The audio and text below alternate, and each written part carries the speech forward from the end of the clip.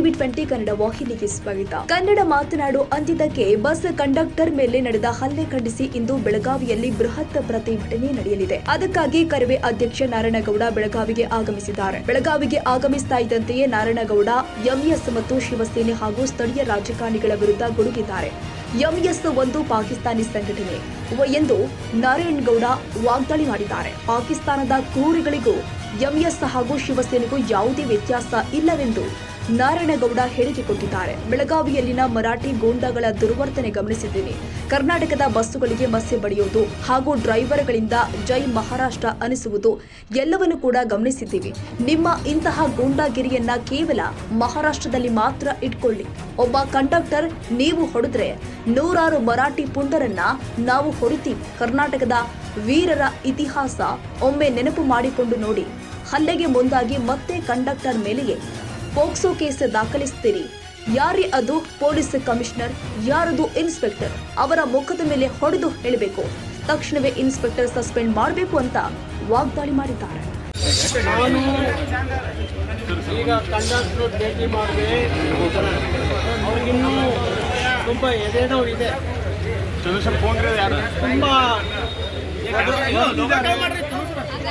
ಅವ್ರಿಗೆ ಮನಸ್ಸು ಬಂದಾಗೆ ಅವರ ಮೇಲೆ ಹಲ್ಲೆ ಮಾಡಿದ್ದಾರೆ.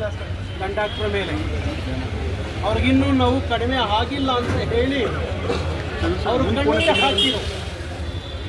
ಕರ್ನಾಟಕದ ನೆಲದಲ್ಲಿ ಬೆಳಗಾವಿಯಲ್ಲಿ ಕನ್ನಡ ಮಾತಾಡಲಿಕ್ಕೆ ಒಬ್ಬ ಕಂಡಕ್ಟರ್ ಹೊಡೆದು ಅವರು ಆಸ್ಪತ್ರೆಗೆ ಅಡ್ಮಿಟ್ ಹಾಕ್ತಾರೆ ಅಂದರೆ ಇಲ್ಲಿಯ ಅಧಿಕಾರಿಗಳು, ಇಲ್ಲಿಯ ಜಿಲ್ಲಾಡಳಿತ, ಇಲ್ಲಿಯ ರಾಜಕಾರಣಿಗಳು ಯಾಗಿದ್ದಾರೆ?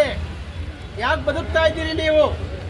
ಇವತ್ತು ಆ ವಯಸ್ಸಿನಲ್ಲಿ ಒದೆ ತಿಂದು ಒಬ್ಬ ಕನ್ನಡಿಗ ಬೆಡ್ ಮೇಲೆ ಮಲ್ಕೊಂಡು ಕಣ್ಣೀರು ಹಾಕ್ತಾನಲ್ಲ, ನಿಮಗೇನಾದರೂ ಮಾನ ಮರ್ಯಾದೆ ಇದ್ದರೆ ಇಲ್ಲಿಯ ರಾಜಕಾರಣಿಗಳಿಗೆ, ಜಿಲ್ಲಾಡಳಿತಕ್ಕೆ ಈ ಕೃತ್ಯವನ್ನು ಎಸೆದಂಥವ್ರನ್ನ ಯಾವ ಮುಲಾಜಿಲ್ದಲೇ ಗುಂಡಾ ಕಾಯ್ದೆ ಹಾಕಿ ಒಂದು 6 ತಿಂಗಳು ವರ್ಷ ಅವರು ಜೈಲಿಗೆ ಹೋಗ್ಬೇಕು.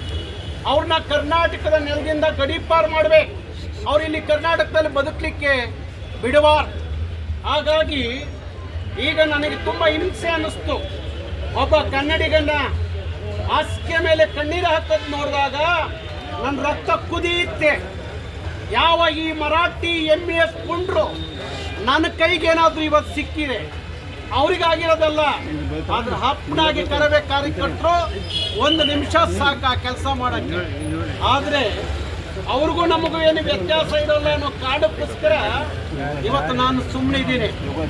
ನಾನು ಇವತ್ತು ಅವರಿಗೆ ಹೇಳಿದ್ದೀನಿ, ನೀವು ಯಾವತ್ತೂ ಕಣ್ಣೀರು ಹಾಕ್ಬಾರ್ದು. ಸರ್ಕಾರ ಅವರಿಗೆ ಹೇಗೆ ನಡೆಸ್ಕೊಳುತ್ತೋ ಗೊತ್ತಿಲ್ಲ. ಆದರೆ ಕರ್ನಾಟಕ ರಕ್ಷಣಾ ವೇದಿಕೆ ಅವರಿಗೆ ಇಲ್ಲಿ ಚಿಕಿತ್ಸೆ ಸರಿ ಇಲ್ಲ ಅಂದರೆ, ಚಿಕಿತ್ಸೆ ಇಲ್ಲಿ ಸರಿ ಇಲ್ಲ ಅಂದರೆ ಅವರು ಬೆಂಗಳೂರಿಗೆ ಬಂದರೆ ಬೆಂಗಳೂರಲ್ಲಿ ಒಳ್ಳೆ ಆಸ್ಪತ್ರೆ, ಅದರ ಸಂಪೂರ್ಣ ವೆಚ್ಚವನ್ನು ಕರ್ನಾಟಕ ರಕ್ಷಣಾ ವೇದಿಕೆ ನಿಭಾಯಿಸುತ್ತೆ. ಹಾಗೆ ಅಲ್ಲಿ ಚಾಲಕರು ಸಹ ಇದ್ರು. ಅವರು ಹೇಳ್ತಾ ಇದ್ರು, ಆ ಬಸ್ಸಿನ ಚಾಲಕರು ನನ್ನ ಮೇಲೂ ಹಲ್ಲೆ ಮಾಡಿದ್ರು ಅವರು ಅಂತ ಹೇಳಿ. ಇಂಥ ಗೂಂಡಾಗಳನ್ನು ಜಿಲ್ಲಾಡಳಿತ ಮುಲಾಜಿಲ್ದಲೇ ಅವ್ರನ್ನ ಗಡೀಪಾರು ಮಾಡಬೇಕು. ಬೆಳಗಾವಿಯ ಇತಿಹಾಸದಲ್ಲಿ ಇನ್ನು ಮೇಲೆ ಯಾವನಾದರೂ ಮರಾಠಿ ಪುಂಡ್ರು, ಪೋಖ್ರಿಗಳು, ಗೂಂಡಾಗಳು ಕನ್ನಡಿಗರ ಮೇಲೆ ಹಲ್ಲೆ ಮಾಡಿದ್ರೆ ಅವ್ರನ್ನ ಹೇಗೆ ಬಗ್ಬಡಿಬೇಕು ನಮಗೆ ಗೊತ್ತಿದೆ. ಕಾನೂನು ಕೈಗೆತ್ಕೋಬಾರ್ದು ಅನ್ನೋ ಕಾರಣಕ್ಕೋಸ್ಕರ ನಾವು ಇವತ್ತರೆಗೂ ಸಹಿಸ್ಕೊಂಡು ಬಂದಿದ್ದೀವಿ. ಇವ್ರ ಥರ ಶಿವಸೇನೆ ಥರ MES ಥರ ಗುಂಡಾಗಿರಿ ಮಾಡೋದಾಗಿದ್ರೆ ಕರ್ನಾಟಕ ರಕ್ಷಣಾ ವೇದಿಕೆಗೆ 1 ನಿಮಿಷ ಸಾಕು. ಇಡೀ ಬೆಳಗಾವಿಯಲ್ಲಿ ಮರಾಠಿಗರು ಇದ್ರ ಅಂತ ನೋಡ್ಕೋಬೇಕು. ಹಾಗೆ ಮಾಡಿಬಿಡ್ತೀವಿ. ಬೇಡ ಅನ್ನೋ ಕಾರಣಕ್ಕೋಸ್ಕರ ಸಹಿಸ್ಕೊಂಡಿದ್ದೀವಿ. ಇನ್ಮೇಲಾದರೂ ನಿಮ್ಮ ಪುಂಡಾಟಿಕೆ, ಗುಂಡಾಗಿರಿ ಅಂತ್ಯ ಆಗಬೇಕು. ಇನ್ನೇನಾದರೂ ಬೆಳಗಾವಿ ನೆಲದಲ್ಲಿ ಅದು ನಡೆದ್ರೆ ಭವಿಷ್ಯ ಇತಿಹಾಸದಲ್ಲಿ ಬೆಳಗಾವಿಯಲ್ಲಿ ಯಾವತ್ತೂ ಆಗಿರಬಾರ್ದು. ಆ ಕೆಲಸವನ್ನು ಕರವೇ ಮಾಡುತ್ತೆ ಅಂತ ಹೇಳಿ ನಾನು ಎಚ್ಚರಿಕೆಯನ್ನು ಕೊಡ್ತಾ ಇದ್ದೀನಿ. ಮಹಾರಾಷ್ಟ್ರದಲ್ಲಿ ಬಸ್ಗಳ ಮೇಲೆ ಹಲ್ಲೆ ಮಾಡ್ತಿರುವಂಥದ್ದು, ಕಂಡಕ್ಟರ್ ಅಥವಾ ಮಸಿ ಬಳಿತಿರುವಂಥದ್ದು ಕರ್ನಾಟಕ ರಕ್ಷಣಾ ವೇದಿಕೆ ನೋಡಿ, ಮಹಾರಾಷ್ಟ್ರದ ಮಹಾರಾಷ್ಟ್ರದ ಶಿವಸೇನೆ, ನಾನು ಹೇಳಿದ ಹಾಗೆ ಮಹಾರಾಷ್ಟ್ರದ ಶಿವಸೇನೆ ಅದು ಶಿವಸೇನೆ ಅಲ್ಲ, ಅದು ಗುಂಡಾ ಸೇನೆ. ಗುಂಡಾಗಳವರು, ಶಿವಸೇನೆಯ ಕಾರ್ಯಕರ್ತರು ಮಹಾ ಗುಂಡಾಗಳು. ಅವರು ಪಾಕಿಸ್ತಾನದ ಭಯೋತ್ಪಾದಕರಿಗೂ ಈ ಶಿವಸೇನೆಯ ಗುಂಡಾಗಳಿಗೂ ವ್ಯತ್ಯಾಸ ಏನಿಲ್ಲ. ಮಹಾನ್ ಕ್ರೂರಿಗಳಿದ್ದಾರೆ. ಅವರು ಕಂಡಕ್ಟರ್ ಚಾಲಕರನ್ನ ಕೆಳಗಿಳಿಸಿ ಅವ್ರಿಗೆ ಬಣ್ಣ ಹೊಡೆದು ಅವ್ರ ಹತ್ರ ಮಹಾರಾಷ್ಟ್ರಕ್ಕೆ ಜೈ ಅಂತ ಹೇಳಿಸ್ತಾರೆ. ಅಂದರೆ ಯಾಕೆ ಮಹಾರಾಷ್ಟ್ರಕ್ಕೆ ಜೈ ಅನ್ನಕ್ಕೆ ನಿಮಗೆ ಯೋಗ್ಯತೆ ಇಲ್ವಾ? ನಿಮ್ಮ ರಾಜ್ಯಕ್ಕೆ ಜೈ ಅನ್ನಕ್ಕೆ ನಿಮಗೆ ಗೊತ್ತಿಲ್ವಾ? ಅದಕ್ಕಾಗಿ ಕನ್ನಡಿಗರ ಜೊತೆಯಲ್ಲಿ ಜೈ ಅನ್ನಿಸ್ತೀರಾ? ಕನ್ನಡಿಗರ ಮೆಚ್ಚಿನ ನಿಮ್ಮ TV20 ಕನ್ನಡ ವಾಹಿನಿ ಇದೀಗ ಟಿವಿಯಲ್ಲಿ ಲಭ್ಯ.